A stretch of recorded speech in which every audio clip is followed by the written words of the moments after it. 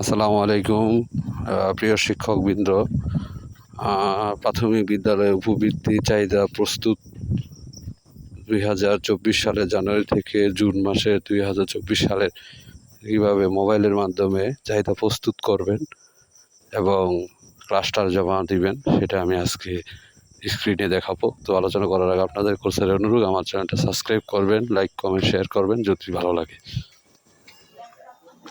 তো প্রথমে আপনার গুগল ক্রোম ওপেন করবেন বা যে কোনো একটি ওয়েব ব্রাউজার ওপেন করবেন ডাটা অন করে। তো আমি গুগল ক্রোম ওপেন করতেছি।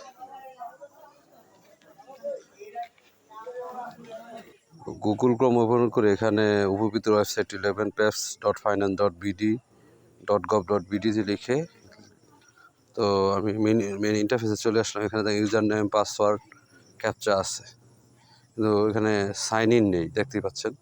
ওই জন্য এটাকে ডেস্কটপ মোড করতে হবে, মোবাইল মোডে দেখা যাবে না সাইন ইনটা। উপরে উপরে ডান পাশে 3 ডট মেনুতে যাবেন। এই মেনুতে গিয়ে এখানে দেখেন ডেস্কটপ সাইট, এখানে ক্লিক করবেন। ডেস্কটপ সাইটে যাওয়ার পর দেখেন ইউজার নেম, পাসওয়ার্ড, ক্যাপচা এবং লগ ইন আছে। ইউজার নেমে মোবাইল নাম্বারটি, পাসওয়ার্ডটি দিয়ে তারপরে ক্যাপচাটি দেখে লিখে লগ ইনে ক্লিক করবেন। লগ ইনে ক্লিক করার পর ডেস্কটপ মোডে আমরা চলে আসলাম।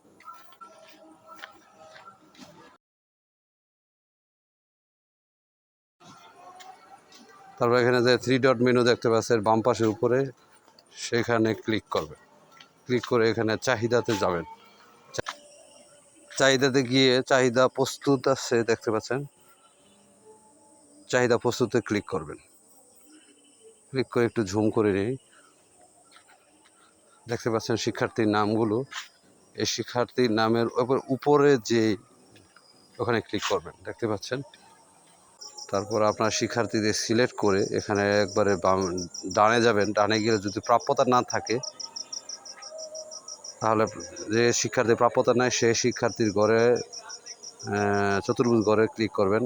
আর জানুয়ারি, ফেব্রুয়ারি, মার্চ, এপ্রিল, মে, জুন সকল শিক্ষার্থী আমার প্রাপ্যতা, সেটা জানুয়ারি থেকে জুন পর্যন্ত সিলেক্ট করে তারপরে বাঁ পাশে এসে সংরক্ষণে ক্লিক করবেন।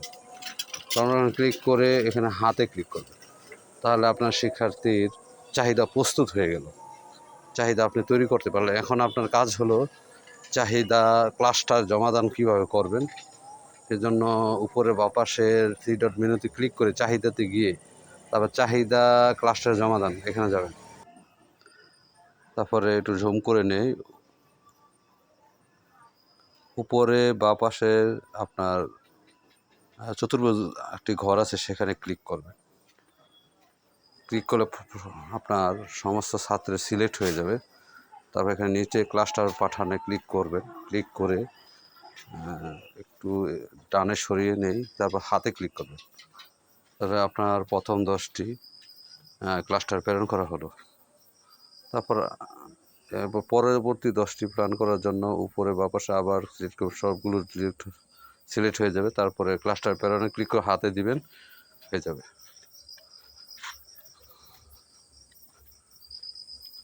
ঠিক আবার উপরে বাঁ পাশে ক্লিক করবেন, তারপরে ক্লাস্টার প্রেরণ করবেন, সবগুলো সিলেক্ট হয়ে যাবে। তারপর হাতে ক্লিক করবেন। তো এভাবেই আপনারা ক্লাস্টারে প্রেরণ করতে পারবেন মোবাইলের মাধ্যমে খুব সহজে।